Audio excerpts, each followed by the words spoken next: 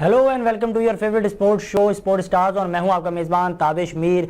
PSL के matches के हवाले से हम इस शो में बात करते हैं। कल दो अहम मैचेस खेले गए, कराची किंग्स वर्सेस लाहौर कलंदर्स। हमने मैच देखा, काफ़ी दिलचस्प मैच था। तकरीबन 19.4 बॉल्स तक मैच जो है खेला गया और बिल आखिर लाहौर कलंदर्स ने बाजी जो है मार ली और मुसलसल ये जो है कराची किंग्स के लिए तीसरी शिकस्त है। इस हवाले से तो हम बात करेंगे। और इससे पहले आज जो मैच होने है वो आज मैच होना है, दो कैप्टन्स जो हैं वो विकेट कीपर्स हैं, सरफराज अहमद वर्सेस मोहम्मद रिजवान मैच खेला जाएगा। एक और अच्छा मैच जो है, इंटरेस्टिंग मैच खेला जाएगा। मोहम्मद रिजवान की अगर बात की जाए तो कंसिस्टेंटली जो है वो मुसलसल तौर पर अच्छी बैटिंग करते हुए नज़र आ रहे हैं। और मुल्तान सुल्तान की बात की जाए तो मुल्तान सुल्तान भी मुसलसल अपनी दूसरी कामयाबी समेट चुकी है। और अगर कोयटा ग्लैडिएटर्स की बात की जाए तो उनके स्टार प्लेयर इस वक्त भी कोविड-19 का शिकार है। मौजूदा इतलात जो मिली हैं, शाहिद खान आफरीदी आज भी जो है मैच में हमें इन एक्शन नज़र नहीं आएंगे, मगर शाहिद खान आफरीदी पर जितनी शायकीन क्रिकेट की नज़र है उतनी ही कोयटा ग्लैडिएटर्स को सपोर्ट करने वाले शायकीन जो हैं काफ़ी उतावले हैं आज के मैच के लिए, क्योंकि सरफराज अहमद पर भी काफ़ी ज़्यादा नज़रें जमी हुई होती हैं और उनका यही मानना होता है कि एक अच्छा मैच खेला जाए और एक बड़ा टोटल नज़र आए। इसी के साथ साथ हम ये देख रहे हैं पीएसएल सीज़न 6 में जो टीम टॉस जीतती थी वो टीम मैच जीतती थी। ये सिलसिला बरकरार था क्योंकि चेस करने का जो फैक्टर था वो ज़्यादा आसान था। बज़ाहिर ऐसा महसूस हो रहा था कि चेस करने वाली साइड को ये एज हासिल था कि वो इजीली चेस कर लेती थी। और अभी तक जितने भी मैचेस खेले गए हैं उसमें ये एज भी हासिल है कि जो टीमें मैच खेल रही हैं वो टॉस जीतकर पहले फील्डिंग करती हैं और इसके बाद अगली टीम को दावत देती है बैटिंग की। और अगर बड़ा टोटल हो जाता है तो उसको भी चेस कर लिया जाता है। जबकि अगर बात की जाए लाहौर कलंदर्स की तो लाहौर कलंदर्स ने एक मेगा टोटल जो है स्कोर बोर्ड पर बनाया था अपने हालिया मैच में 206 रन का, जिसको चेस कर लिया था 207 रन बासानी चेस कर लिए थे मुल्तान ने। तो एक बड़े टोटल्स भी हमने देखे हैं। मगर अगर कल की बात की जाए तो वहाब रियाज ने मैच शुरू होने से पहले जो कॉन्फ्रेंस करते हैं उस वक्त उन्होंने टॉस के वक्त बात करते हुए कहा था कि 170 का अगर टोटल देंगे तो उसको हम चेस कर लेंगे। मगर पेशावर ज़ल्मी की अगर बॉलिंग लाइनअप की बात की जाए तो कल काफ़ी ज़्यादा लड़खड़ा रही थी, बॉलिंग लाइनअप काफ़ी ज़्यादा वीक नज़र आ रही थी। बिलखुसूस वहाब रियाज की बात की जाए तो उन्होंने स्पिनर्स को आजमाने की कोशिश की थी। उस्मान कादिर से 3 ओवर कराए थे और वो काफ़ी एक्सपेंसिव रहे थे अपने तीनों ओवर्स में और तकरीबन 41 फॉर 9 विकेट उन्होंने हासिल की थी। ये सिलसिला बरकरार था। इसी के साथ साथ अगर हम बात करें हारिस रऊफ की तो वो पहले मैच में जिस तरह वो इन एक्शन नज़र नहीं आ रहे थे, कल वो काफ़ी ज़्यादा जोश में थे और उन्होंने 3 विकेटें ली थी 33 रन पर। हमें हमारे क्रिकेट एक्सपर्ट्स ने भी लाइन जो है ज्वाइन किया है। सैयद फैज़ान बाकर नकवी साहब हमारे साथ इस वक्त मौजूद हैं। आपका बहुत बहुत शुक्रिया, आपने स्टार न्यूज़ को टाइम दिया। सैयद फैज़ान नकवी साहब, क्या देखते हैं 170 का कल हमने दोनों मैचेस में तकरीबन यही टोटल देखा और ये टोटल जो है कल पेशावर ज़ल्मी वर्सेस इस्लामाबाद यूनाइटेड हुआ तो 16 ओवर के अंदर ही वो चेस हो गया। स्टार्ट काफ़ी अच्छा था ओपनर बैट्समैन का और वही अगर मुसलसल बरकरार रहते, अगर रन आउट नहीं होते पॉल स्ट्रिंग, तो ऐसा महसूस हो रहा था कि विकेट तो नहीं मिलेगी और कोई विकेट जो है पेशावर ज़ल्मी ले नहीं सकेगा। तो क्या समझते हैं पहले मैच के हवाले से आप? अस्सलाम वालेकुम ताबिश साहब, मैं सब सुनने वालों को भी खुश आमदीद कहता हूँ। अस्सलाम वालेकुम। जी, आपने बिल्कुल सही कहा। जिस तरीके से इस्लामाबाद का मैच हुआ और इस्लामाबाद ने उसको बहुत ही कन्विंसिंगली जीत लिया और इस तरह महसूस हो रहा था जिस तरह आपने कहा कि अगर पॉल स्टर्लिंग रन आउट ना होते और रन आउट की सूरत में एक विकेट उनको मिल गई पेशावर को, वरना शायद वो भी ना मिलती। तो ओपनरों ने अच्छा, आप अगर देखें जिस टीम ने अपने पहले मैच खेले हैं तो उनकी तमाम तकरीबन टीमों की जो ओपनिंग पार्टनरशिप है वो सबकी अच्छी रही। अगर आपको कोयटा का पहला मैच याद हो तो उसमें सान अली और विल स्मिथ की ओपनिंग पार्टनरशिप बहुत अच्छी रही थी। और इसी तरह मुल्तान सुल्तान के रिजवान की भी ओपनिंग जोड़ी बहुत अच्छी पार्टनरशिप हुई। इसी तरह कल पहले मैच खेला इस्लामाबाद ने जो ओपनिंग पार्टनरशिप थी वो बहुत अच्छी रही।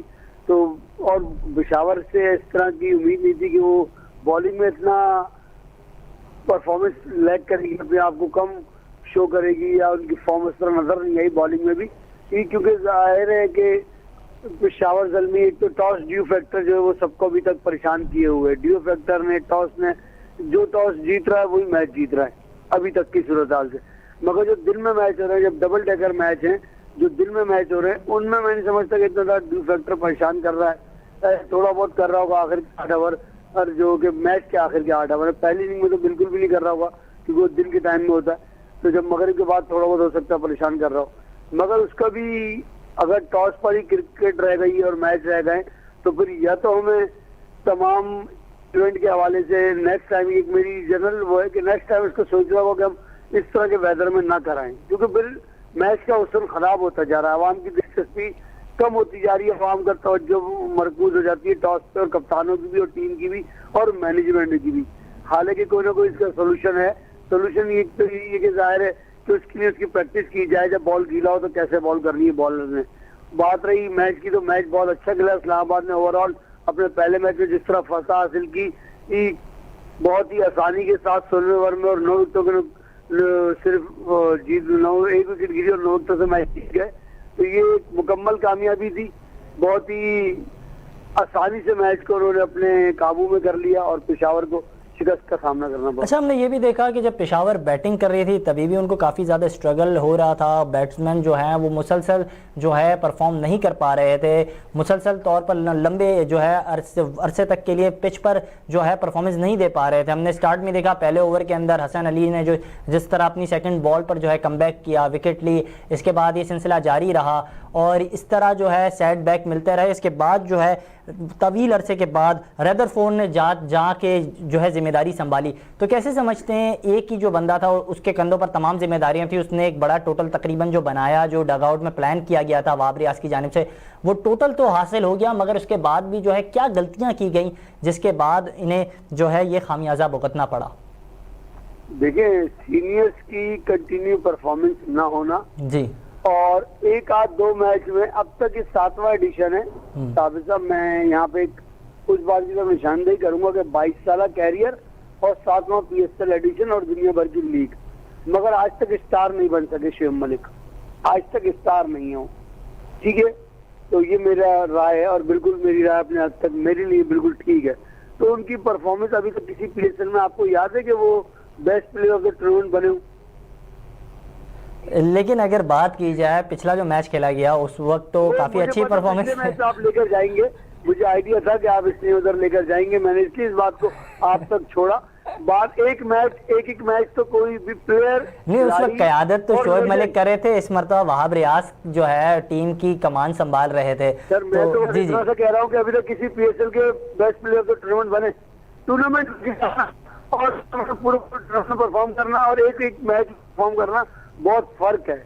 इस फर्क को समझें। 22 साल तजुर्बा रखते हो, 22 साल कैरियर में एक मैच जिताना तो कोई भी खिलाड़ी कर लेगा, एक मैच जिताना, इंडिविजुअल 1-1 मैच जिताना, यही फर्क होता है एक प्लेयर में और एक लेजेंड में, इसलिए वो लेजेंड नहीं बने क्रिकेट के।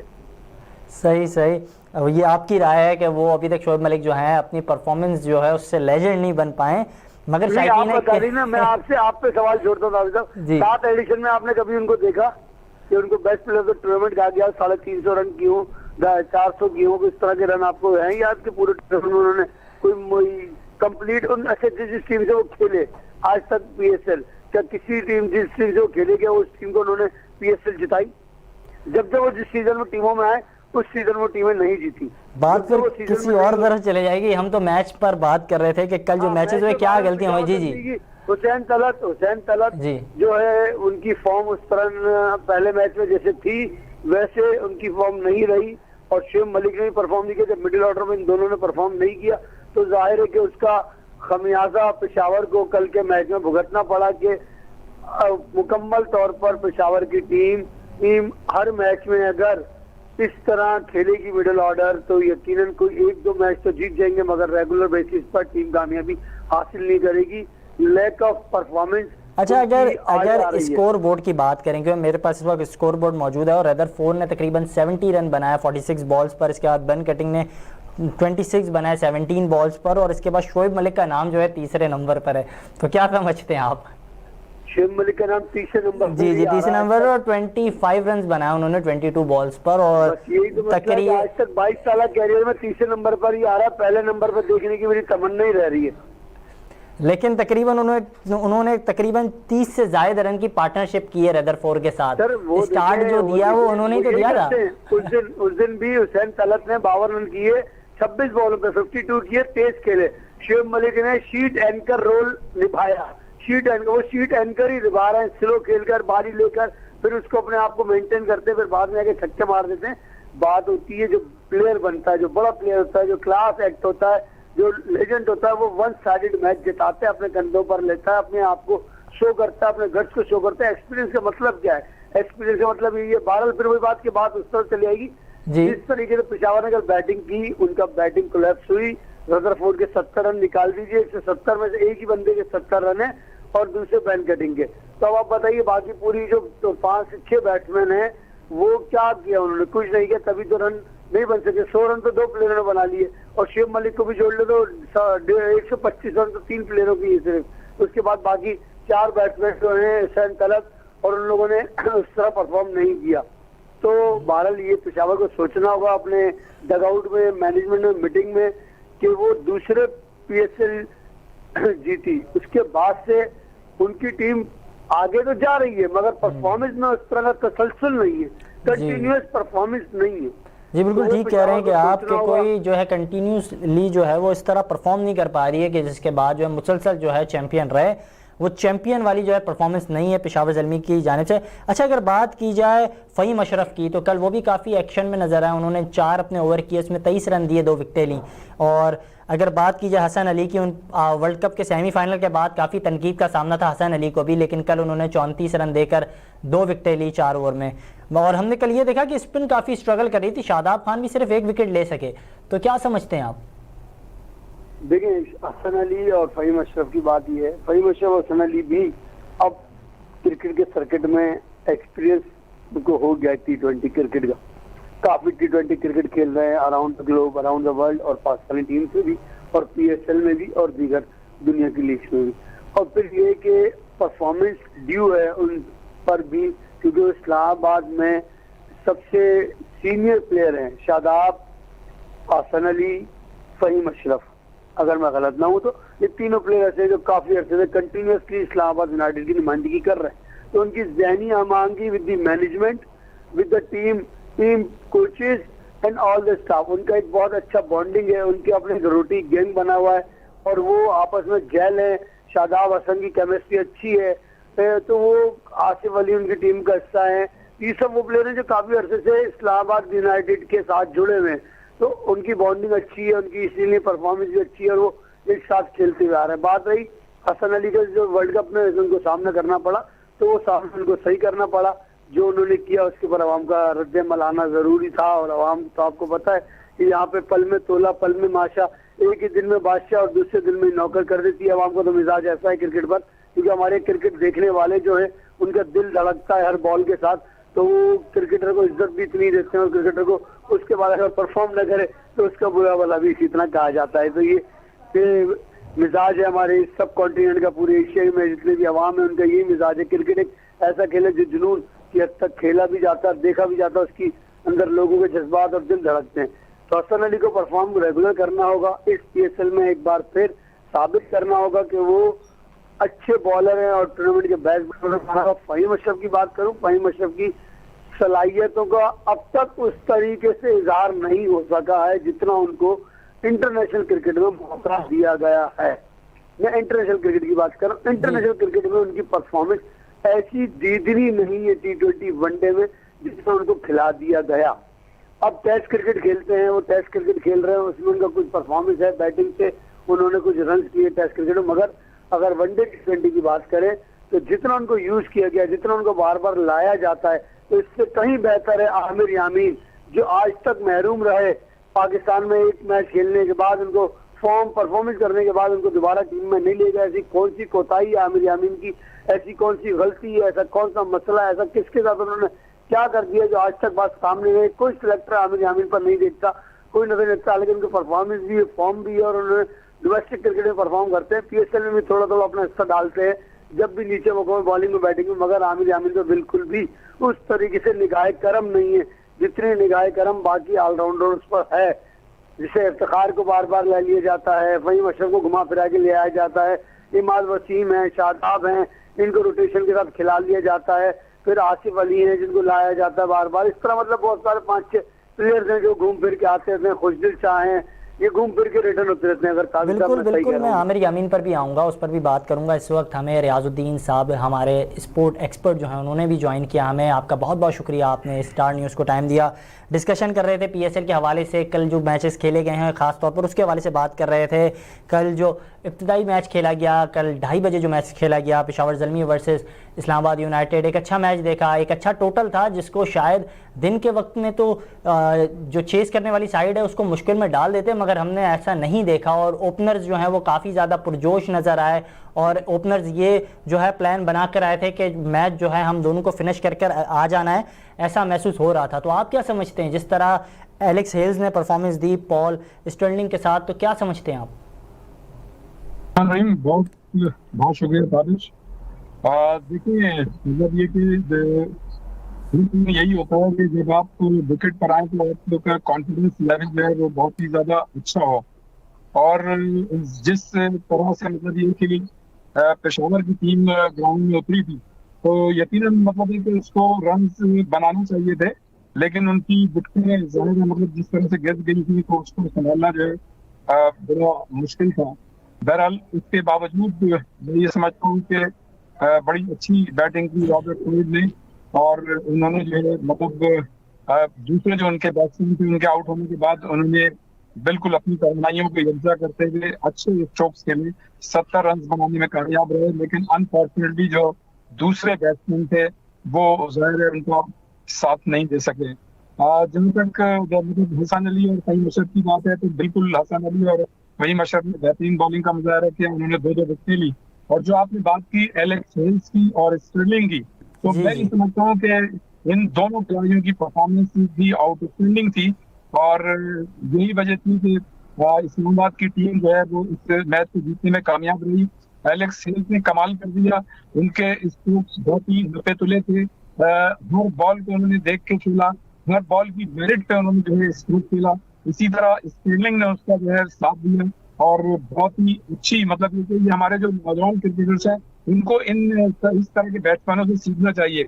और काबिल के बाद ये देखें कि इसी विकेट पर हमारे जो स्पिनर्स है वो भी विकेटें ले रहे हैं, और शुरू में जो मतलब फास्ट बॉलर विकेटें नहीं ले रहे थे, अब फास्ट बॉलर भी विकेटें ले रहे हैं। और इस विकेट का हुस्न जो है उसमें मजीद निखार आया है कि अब बैट्समैन जो है वो बाकायदा रन्स बना रहे हैं। तो जो बैट्समैन अच्छी तरह से मतलब बॉल को रीड करके खेल रहे हैं वो अच्छे स्ट्रोक भी खेल रहे हैं और रन्स भी बना रहे हैं।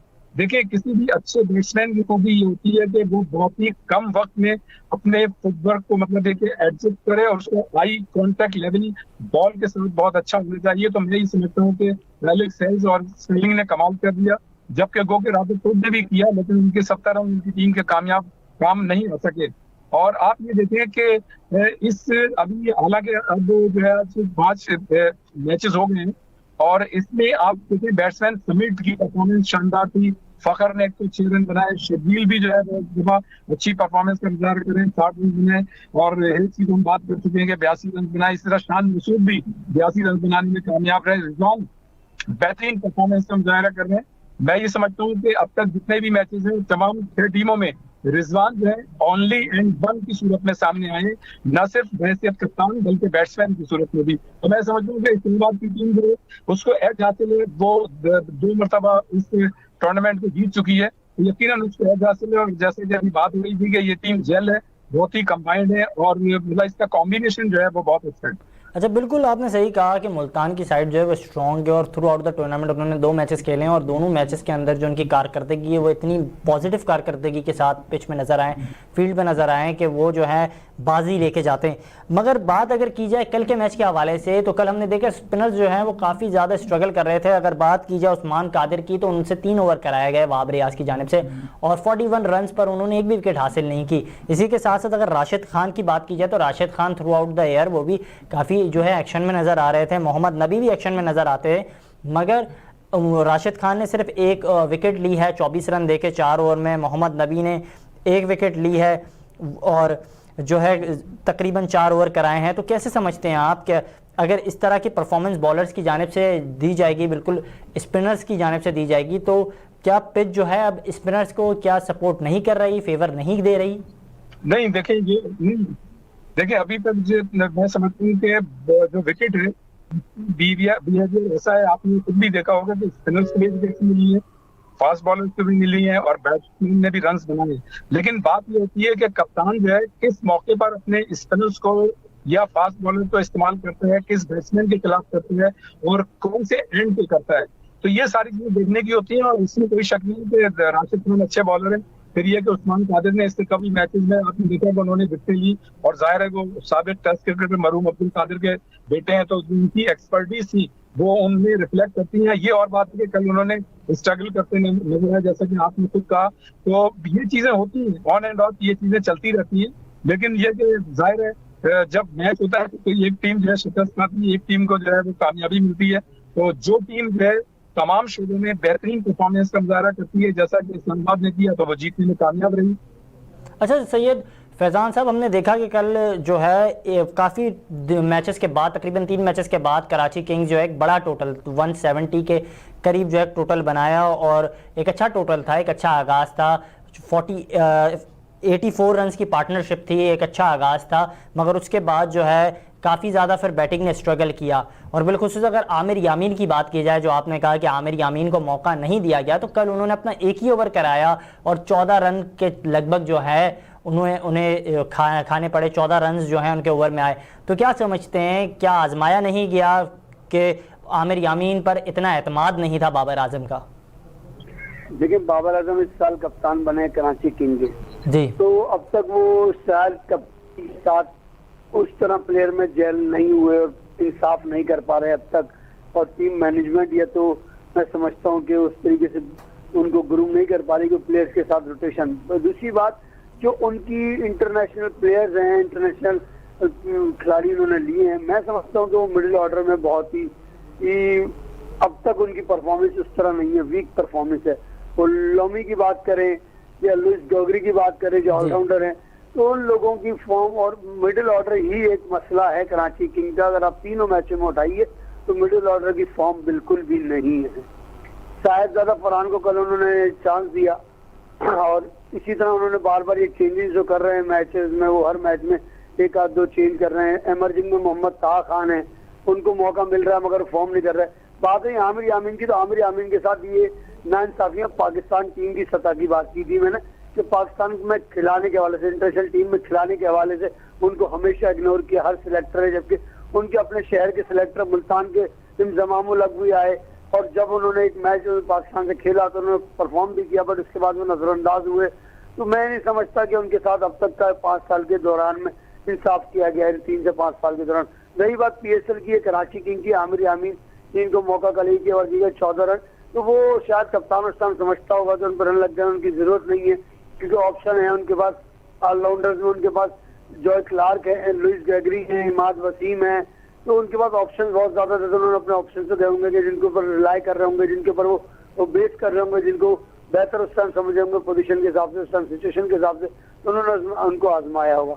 मगर ये कि ओवरऑल आमिर यामीन एक अच्छे ऑलराउंडर रहे हैं, उन्होंने फॉर्म भी शो की है, परफॉर्म भी किया हुआ है, मुख्तलिफ मैचेस में उन्होंने रन के अंबार भी लगाए और उन्होंने अपने छक्कों से भी साबित किया कि अच्छे हिटर है। उनको शुरू में, अगर मैं गलत ना हूँ, या मोहतरम रियाजुद्दीन साहब बैठे हैं, उनको भी सलाम।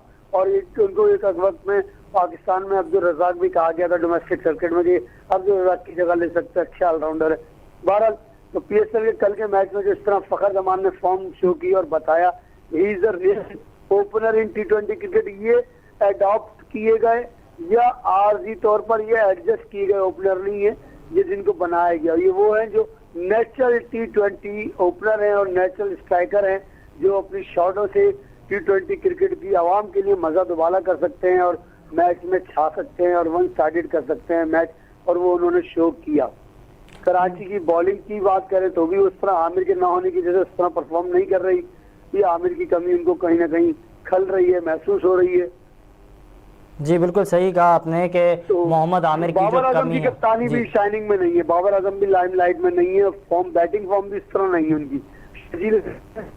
बाबर आजम के साथ ओपनिंग जोड़ी लगी, मगर एक मैच में बाबर आजम की जो क्लास है, मैं समझता हूं कि वो एक मैच में नहीं हर दूसरे मैच में रन करने चाहिए, क्योंकि he is one of the best batsman in current T20 one day circuit in the world.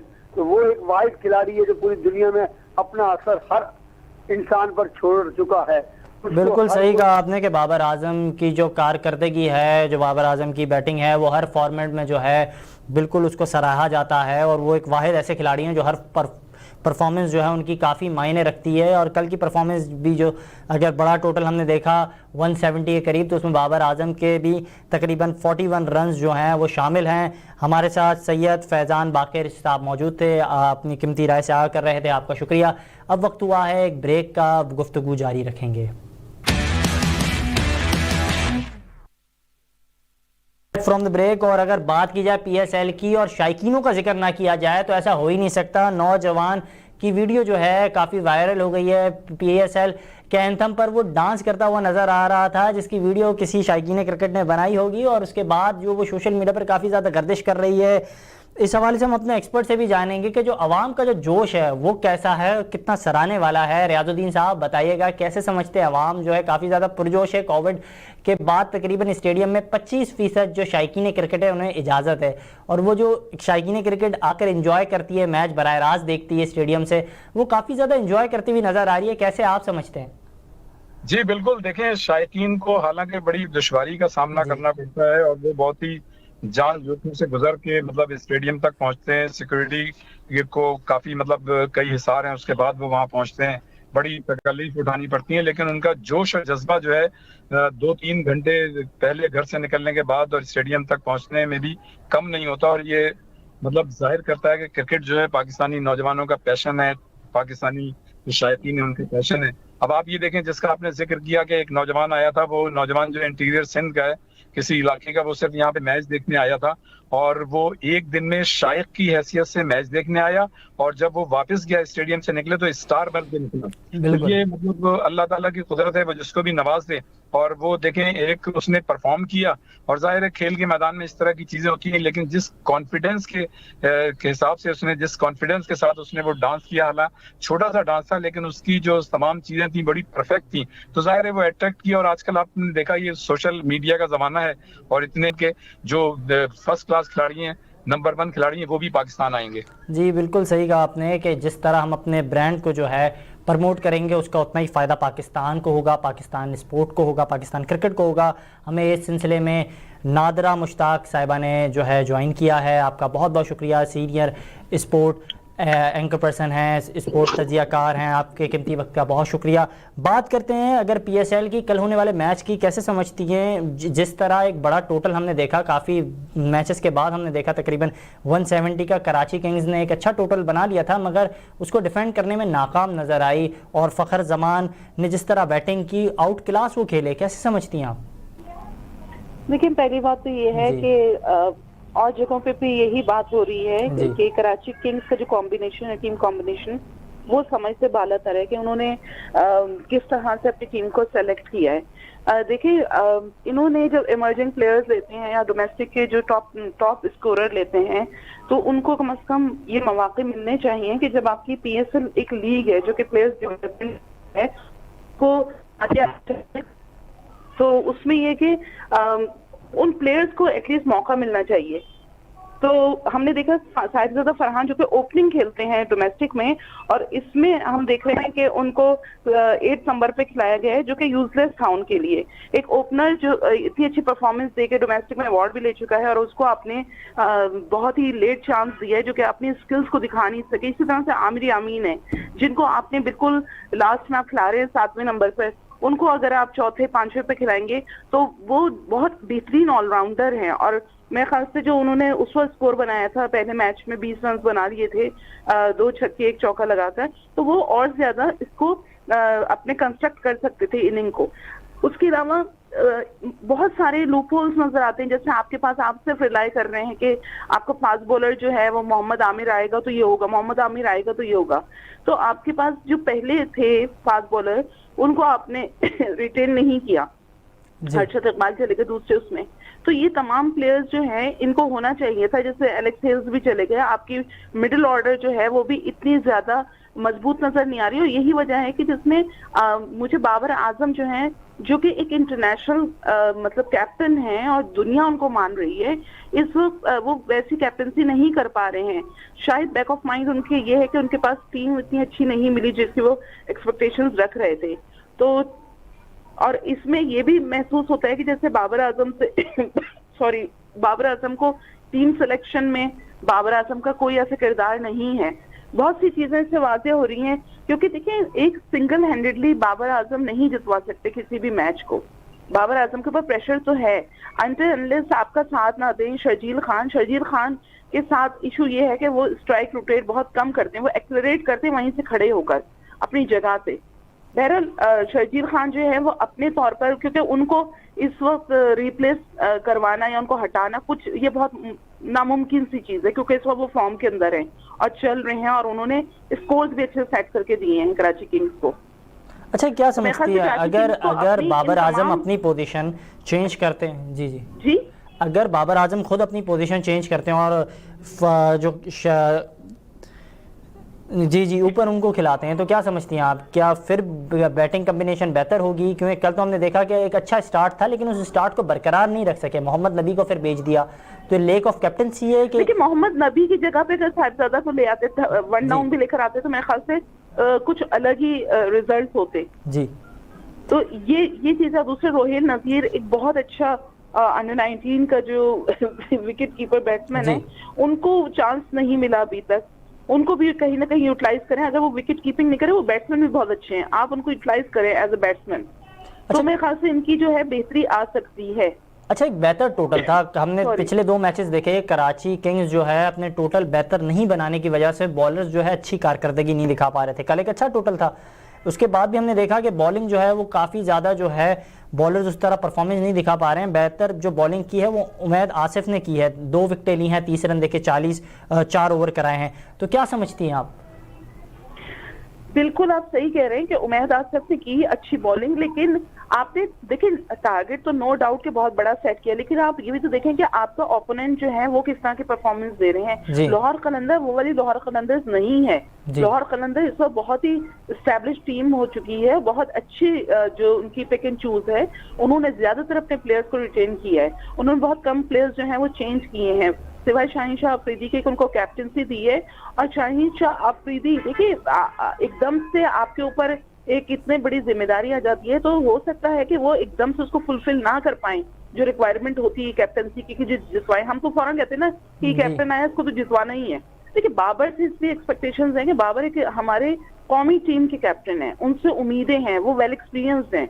आप अगर शाहीन की कप्तानी को बात करते हैं, वो टाइम टू टाइम वो अपने अंदर ग्रो करेंगे एज अ कैप्टन, वो एकदम से नहीं कर सकते, लेकिन उन्होंने फिर भी पहले मैच के बनस्बत दूसरे मैच में काफी अच्छी क़यादत की है और सॉरी तो ग्रेजुअली वो उसको बेहतर करेंगे। लेकिन कल जो एक चीज मैं देख रही थी लाहौर कलंदर की तरफ से कि फखर जमान की ये जो एक बहुत ही जबरदस्त इनिंग थी, लीथल इनिंग, अगर ये सही तौर पर नहीं खेल पाते, ये अर्ली आउट हो जाते, तो हो सकता है कोलैप्स हो जाते हैं।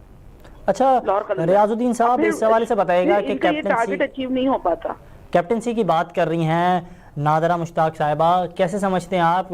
बाबर आजम जो हैं एक जिम्मेदार कप्तान हमने देखा है, उनकी बैटिंग का अगर बात की जाए तो बैटिंग जो है वो मुसलसल अच्छी परफॉर्मेंस थी उनकी वर्ल्ड कप में, मगर PSL में वो टच में नजर नहीं आ रहे हैं, तो कैसे समझते हैं आप? देखें, कप्तान जो है ना, चाहे वो किसी भी स्टेज पे इंटरनेशनल क्रिकेट खेल रहा हो, टेस्ट खेल रहा हो, वनडे, T20 या PSL, उसका जो एटीट्यूड है ना वो जो है डैशिंग होना चाहिए। बिल्कुल ठीक है ना, उसको चांस लेना चाहिए, उसमें स्पार्क होना चाहिए। हमारे मुल्क में मैं अब्दुल हफीज कारदार तो बहुत ही अच्छे कप्तान थे, वो भी थे, क्रिकेटर भी थे, बहुत वो पुराना दौर है। मैं नए दौर की बात करूंगा। कप्तान होना चाहिए जैसे इमरान खान कप्तान थे जो आजकल वजीर आजम है, कप्तान होना चाहिए था जावेद मियां जैसे लोग, जो मतलब डैशिंग एटीट्यूड था, अपने बाज औकात अपने विकेट कीपर के पैड उतार के विकेट कीपर को भी बॉलिंग कराते थे। इस तरह का डैशिंग एटीट्यूड होना चाहिए, आपको चांस लेना चाहिए। अगर आप उसी खोल में खेलेंगे जिस तरह के मिसबाह खेला करते थे, गो के उन्होंने हाईएस्ट मतलब ये कि मैचेस जीते हैं, लेकिन आपका जब तक डैशिंग एटीट्यूड नहीं होगा, आप जो है मतलब खुल के अच्छे तरीके से कॉन्फिडेंस के साथ कप्तानी नहीं करेंगे, सही वक्त पर सही फैसले नहीं करेंगे। देखें, जहां तक बाबर आजम की बात है, नो डाउट बाबर आजम ने ICC से अवार्ड भी हासिल किया है, लेकिन उनको जो है इस वक्त पाकिस्तान की टीम जो है वो बहुत अच्छी टीम है।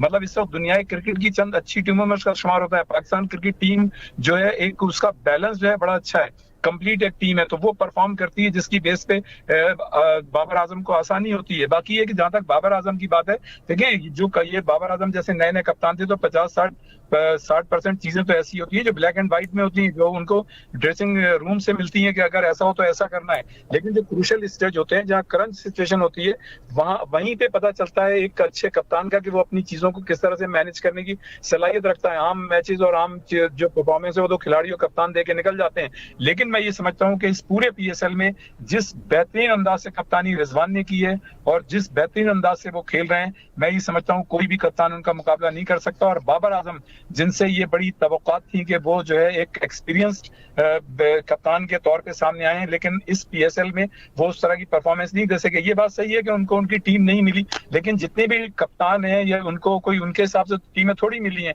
जो वो फ्रेंचाइज हैं, जो उनके मतलब हेड्स हैं, उन्होंने मतलब ये कि टीमें ली हैं। तो इसमें कप्तान का होता थोड़ा बहुत होता होगा, मेंटोर का होता है, लेकिन ये कि जो टीम है उससे आपको फायदा उठाना है, सीधी सी बात ये है। लेकिन कम से कम आप हार जाएं, लड़के हारें, आपका नजर तो आए कि आप लड़ रहे हैं।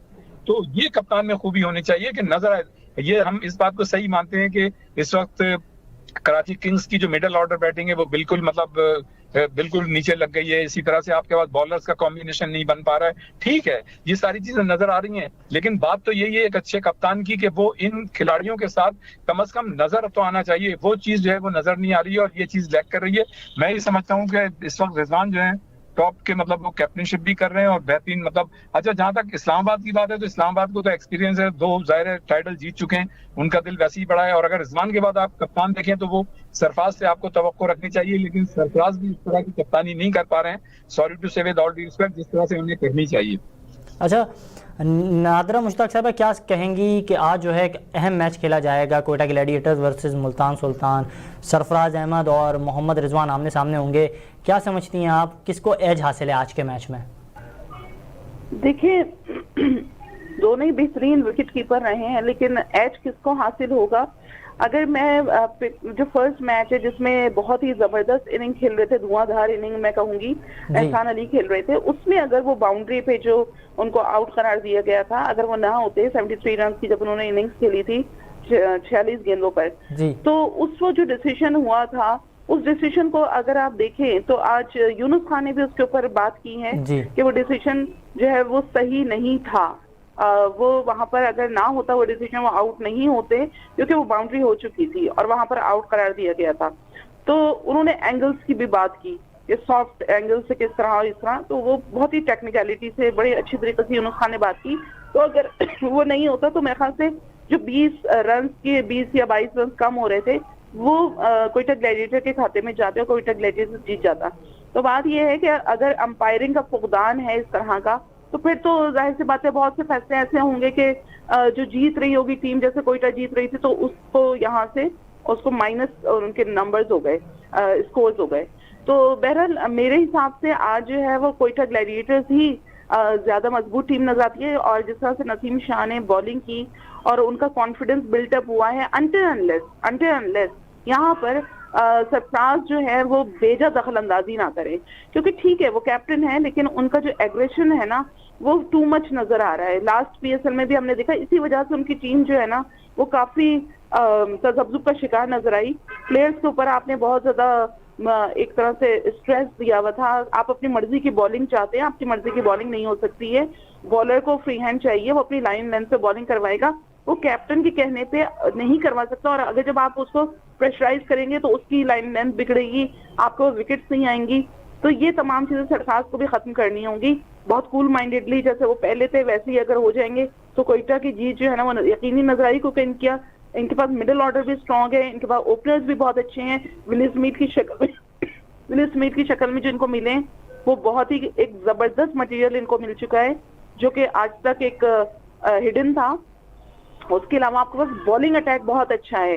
डेथ ओवर में आपके पास सोहेल तनवीर है, हसनैन है। हालांकि हसनैन जो है वो स्ट्रगल करते हैं, लेकिन उसके बावजूद इनके पास बहुत अच्छा कॉम्बिनेशन है। और स्पिनर्स भी आपके मोहम्मद नवाज बहुत जबरदस्त स्पिनर हैं।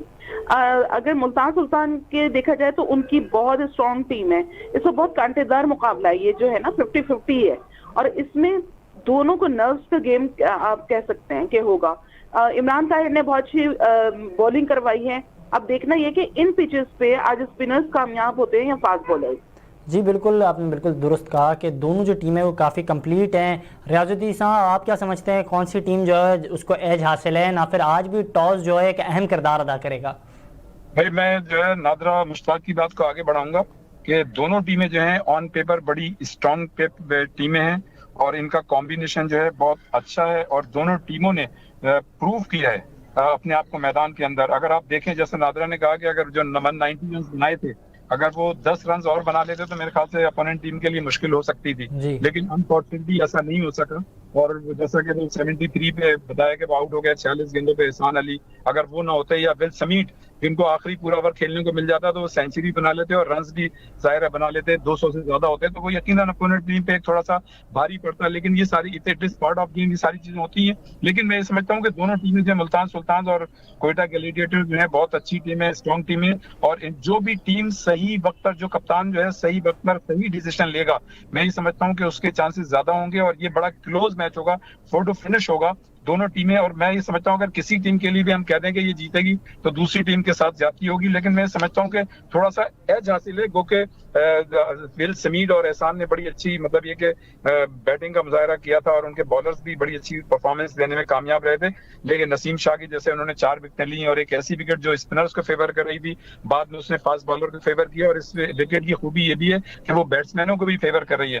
तो मैं ये समझता हूँ कि थोड़ा सा एज हासिल है, मुल्तान को देखना होगा कि कौन सी टीम जो है फाते होती है, लेकिन मैच अच्छा होगा, शायकीन को अच्छा मैच देखने को मिलेगा। हमारे एक्सपर्ट्स का यही मानना था कि दोनों टीमें जो हैं काफ़ी स्ट्रॉन्ग हैं। अगर बात की जाए कोयटा ग्लैडिएटर्स की तो उनके पास भी जो ओपनर्स हैं वो काफ़ी ज़्यादा इन एक्शन नज़र आ रहे हैं। अगर बात की जाए मुल्तान सुल्तान की तो मोहम्मद रिजवान और शान मसूद जो है वो इन एक्शन नज़र आ रहे हैं।